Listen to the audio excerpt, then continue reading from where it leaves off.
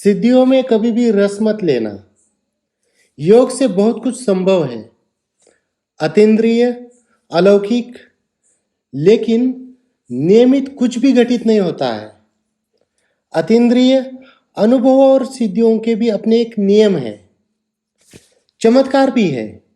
जो नहीं जानते उन्हीं के लिए तो यह चमत्कार है, या फिर अस्तित्व ही चमत्कार है।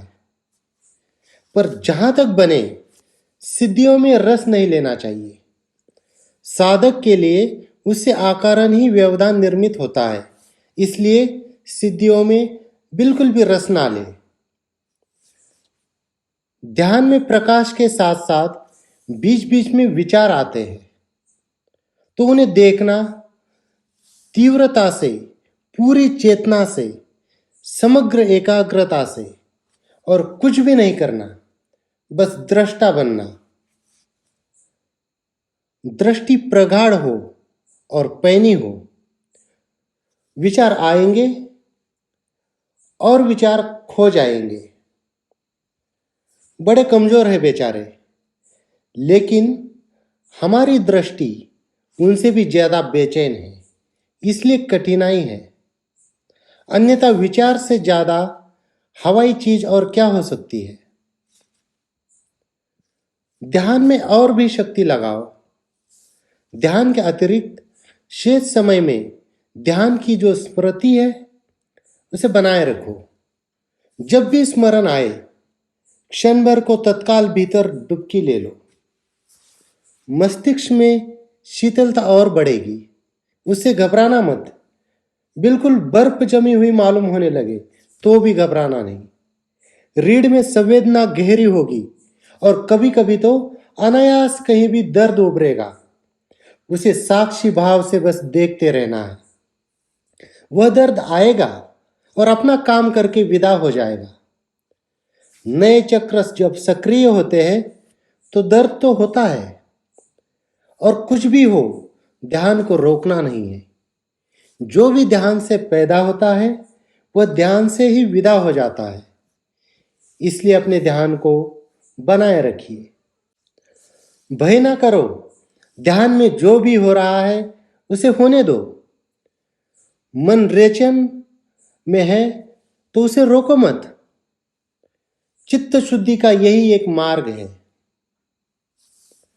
अचेतन में जो भी दबा हुआ है वो उभरेगा, वो बाहर निकलने की कोशिश करेगा। उसे मार्ग दे दो ताकि उससे मुक्ति हो सके। उसे दबाया, ध्यान व्यर्थ हो जाएगा।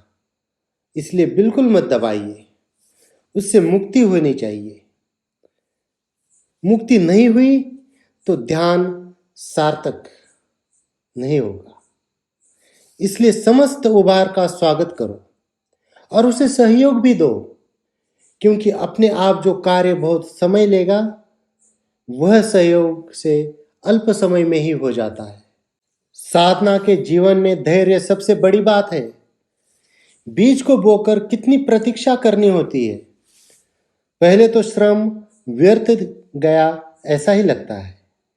कुछ भी परिणाम आता हुआ प्रतीत नहीं होता, पर एक दिन प्रतीक्षा प्राप्ति में बदलती है। बीज फटकर पौधे के रूप में भूमि के बाहर आ जाता है। पर स्मरण रहे, जब कोई परिणाम दिखाई न दे रहा हो तब भी भूमि के नीचे विकास हो रहा था। ठीक ऐसे ही साधक का जीवन है। जब कुछ भी दिखाई ना दे रहा हो तब भी बहुत कुछ घटित हो रहा होता है। जीवन शक्ति के समस्त विकास अदृश्य और अज्ञात होते हैं। विकास नहीं, केवल परिणाम दिखाई देते हैं। साध्य की चिंता छोड़कर साधना करते चले, फिर साध्य तो अपने आप चला आता है। एक दिन आश्चर्य से भरकर ही देखना होता है कि यह क्या हो गया, मैं क्या था, क्या हो गया हूं। तब जो मिलता है उसे समक्ष, उसे पाने के लिए क्या श्रम ना कुछ मालूम होता है।